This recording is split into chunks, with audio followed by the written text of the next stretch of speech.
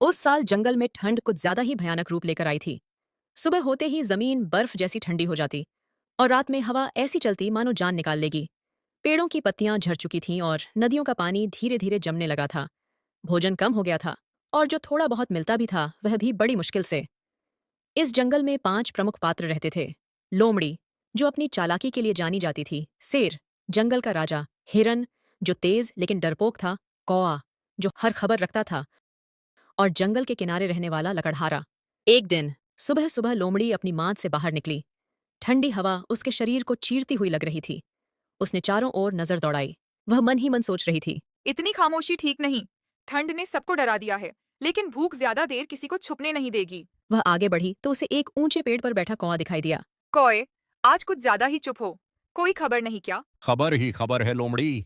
ठंड बढ़ती जा रही है। नदी आधी जम चुकी है और शेर बहुत गुस्से में है। शेर गुस्से में है? इसका मतलब खतरा पास है। भूखा शेर किसी का भी शिकार कर सकता है। लोमड़ी गंभीर हो गई। वह जानती थी कि अगर शेर ने शिकार शुरू कर दिया तो सबसे पहले कमजोर जानवर निशाने पर आएंगे। जंगल के बीचों बीच एक बड़ी गुफा थी। वहीं शेर बेचैनी से टहल रहा था। उसकी सांसों से भाप निकल रही थी। वह गर्जना करता हुए बोला। ये ठंड और ये भूख, शिकार क्यों नहीं दिखता आज? उसी समय कांपते हुए हिरन वहां पहुंचा। महाराज, ठंड के कारण सब जानवर अपने अपने ठिकानों में छिपे हैं। तो क्या मैं भूखा रहूं? मैं जंगल का राजा हूं। महाराज, मैं तो बस सूचना देने आया था। शेर की आंखों में भूख और गुस्सा साफ दिख रहा था। जंगल के बाहर एक छोटे से घर में लकड़हारा आग के पास बैठा था। उसने मोटा कंबल ओढ़ रखा था। ऐसी ठंड पहले कभी नहीं देखी। जंगल भी आज अलग ही लग रहा है। वह रोज लकड़ी काटने जाता था, लेकिन आज उसे भी डर लग रहा था। एक शाम लोमड़ी ने पूरा जंगल घूम लिया। उसने देखा कि जानवरों में डर फैल चुका है। कहीं कोई आवाज नहीं थी। उसने सोचा। अगर हालात ऐसे ही रहे तो शेर किसी को मार डालेगा। मुझे कुछ करना होगा। वह तुरंत ही शेर के पास पहुंच गई। तुम क्या कर रही हो यहाँ लोमड़ी? महाराज, ठंड और भूख का हल लेकर आई हूँ। हल? अगर मजाक कर रही हो तो जान से जाओगी। मजाक नहीं महाराज। जंगल के किनारे रहने वाले लकड़हारे के पास आग और भोजन है। और तुम चाहती हो कि मैं इंसान से मदद लूं? मदद नहीं, समझदारी। ठंड राजा और प्रजा में फर्क नहीं करती। शेर कुछ देर चुप रहा। उसी रात कौआ उड़ता हुआ लोमड़ी के पास आया। हिरन बहुत डरा हुआ है। उसे लग रहा है कि शेर उससे ही खा जाएगा। जब तक मैं हूँ ऐसा नहीं होगा। रात गहरी होती गई। शेर गुफा के बाहर खड़ा दूर लकड़हारे के घर की आग को देख रहा था। शायद लोमड़ी सही कह रही है। रात और गहरी हो चुकी थी। जंगल में सन्नाटा ऐसा था मानो सब कुछ जम गया हो। शेर के पेट में भूख की आग जल रही थी और शरीर ठंड से अकड़ रहा था। उसने सोचा। राजा होकर भी अगर ठंड और भूख से हार जाऊं तो यह जंगल कैसे चलेगा? उसी समय लोमड़ी पास आई। महाराज, रात बीतती जा रही है। ठंड और बढ़ेगी। तुम बार बार लकड़हारे की बात क्यों करती हो लोमड़ी? क्योंकि अभी वही एक रास्ता है। ठीक है, लेकिन अगर यह चाल निकली तो सबसे पहले तुम जिम्मेदार होगी। मुझे मंजूर है महाराज। अगली सुबह जंगल में हलचल हुई। हिरन कांपते हुए अपनी झाड़ी से बाहर आया। उसे हर पल यही डर था कि शेर कहीं उस पर झपट न पड़े। तभी उसे लोमड़ी दिखी। लोमड़ी, शेर का मूड कैसा है? डरने की जरूरत नहीं। अभी कोई शिकार नहीं होगा। मैंने शेर को एक और रास्ता दिखाया है। हिरन को पूरी बात समझ नहीं आई। वह चला गया। तभी एक कौवा लोमड़ी के पास आया। लोमड़ी, जंगल में चर्चा फैल रही है। सब जानवर डरे हुए हैं। डर को खत्म करने का एक ही तरीका है, सही फैसला। और अगर फैसला गलत हुआ तो नुकसान भी मुझे ही झेलना होगा। दोपहर तक शेर ने फैसला कर लिया। वह पहली बार अपनी गुफा से जंगल के बाहर की ओर बढ़ा। उसके साथ थोड़ी दूरी पर लोमड़ी चल रही थी। शेर के कदम भारी थे, लेकिन मन में उथल पुथल मची हुई थी। जंगल के किनारे पहुंचते पहुंचते लकड़हारे की झोपड़ी साफ दिखने लगी। धुएं की लकीर अब भी हवा में उठ रही थी। अब आगे तुम जाओ। महाराज, इंसान से बात मैं करूंगी। आप बस यहीं रुकिए। लोमड़ी धीरे धीरे झोपड़ी के पास पहुंची। लकड़हारा कुल्हाड़ी हाथ में लिए बाहर खड़ा था। जैसे ही उसने लोमड़ी को देखा, वह चौंक गया। अरे, इस ठंड में लोमड़ी? डरिए मत, मैं कुछ कहने आई हूँ। जंगल में ठंड का कहर है।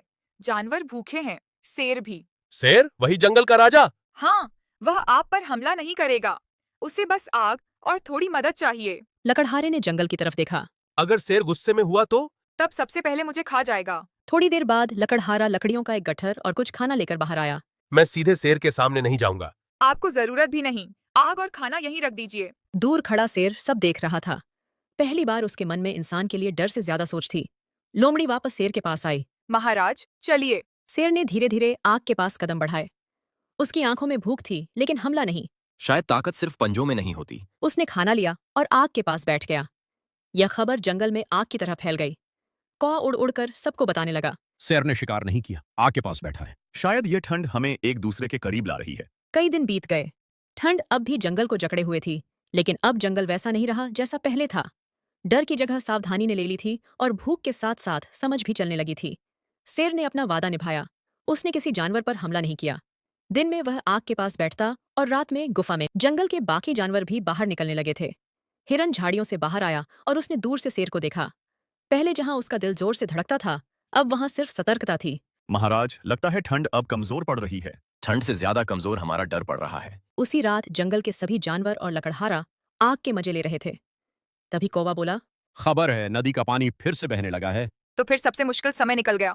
आज आखिरी दिन आग जला रहा हूँ। मौसम बदल रहा है, तुमने आज हमारी बिना मांगे मदद की है। क्योंकि जंगल ने भी मुझे बिना कुछ कहे सहारा दिया। लोमड़ी सबको देख रही थी। उसकी आंखों में संतोष था। अगर ठंड न आती तो शायद हम कभी साथ बैठते ही नहीं। और अगर हम सब साथ न होते तो हम शायद बचे भी नहीं होते। शेर उठ खड़ा हुआ। उसकी आवाज में वही पुराना रौब था, लेकिन अब उसमें कठोरता नहीं थी। मैं जंगल का राजा हूँ, लेकिन आज मैंने सीखा कि राजा अकेला नहीं चलता। ये बात मैं हर जानवर तक पहुंचा दूंगा, ताकि बाकी जानवरों को भी पता चले कि हमारा राजा अब बदल गया और दयालु बन गया है। हवा अब ठंडी नहीं, ठंडी सी लग रही थी। सूरज की किरणें साफ महसूस होने लगीं। तभी शेर ने लोमड़ी से कहा, आज तक ना जाने तुमने जंगल में कितनी चालाकियां की होगी, लेकिन आज तुमने चालाकी से नहीं बल्कि समझ से काम लिया, जिसका मैं आभारी हूँ। चालाकी तब काम आती है महाराज, जब समझ पहले से हो। जंगल में अगर हर जानवर एक होकर रहे तो कैसी भी मुसीबत क्यों ना आ जाए। आज मैंने सीखा कि डर से नहीं, भरोसे से जंगल और बस्ती दोनों चलते हैं। शेर ने सिर झुका दिया। अगले दिन धीरे धीरे बर्फ अब पिघलने लगी। नदी पूरी तरह बहने लगी। पेड़ों पर फिर से चिड़ियों की आवाज आने लगी। हिरन खुले मैदान में दौड़ा, बिना डर के। कौवा ऊपर आसमान में उड़ता रहा। लोमड़ी अपनी मांद की ओर लौट चली। और शेर, वह अपनी गुफा के बाहर टहल रहा था। वह मन ही मन खुश भी था। शायद यही राजा होने का सही मतलब है।